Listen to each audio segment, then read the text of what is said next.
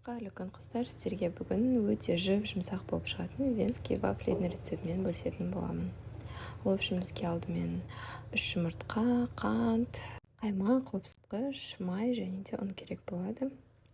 Майымызды водяной байында ерте береміз. Одан соң 3 жұмыртқамызды алып, қантымызды салып, жақсылап араластырамыз.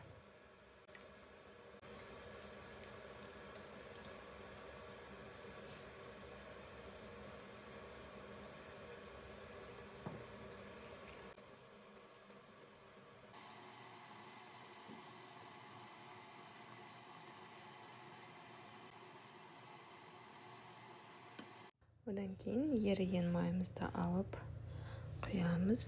Одан соң тағы да жақсылап араластырып жібереміз. Одан кейін үстіне разрыхлителімізді саламыз.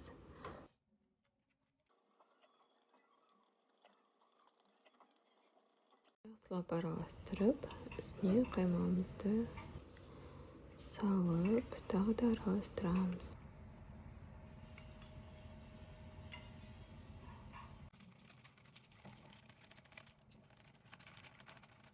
Жақсылап араластырғаннан кейін үстіне ұнымызды ситыдан өткізіп саламыз. Ұнды міндетті түрде ситыдан өткізіңіздер, себебі өткізбесеңіздер, ол түйшік болып қалуы мүмкін.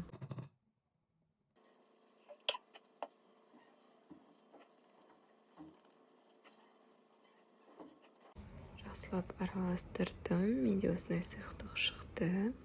Енді вафельницамызды тоққа қосып, қыздыра берсеңіздер болады. Қызғаннан кейін кішкене үстіне сұйық майды шашып, осылай кисточкамен сәл-сәл жағып шықсаңыз болады. Қызған вафельницаға осылай 1-1,5 қасық сұйықтығымызды құйдым.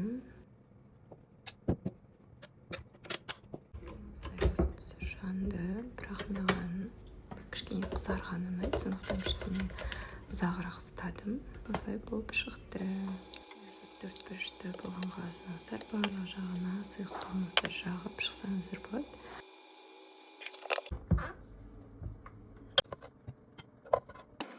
Қалған жаймен деп осылай барлығын пісіріп аламыз.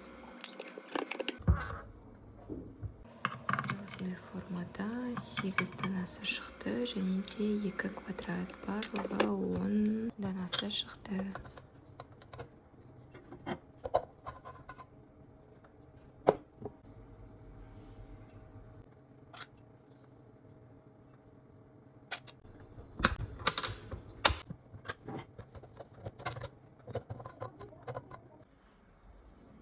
Міне осындай болып қызарып пісті. Өте жұмсақ, көрдіңіздер ма?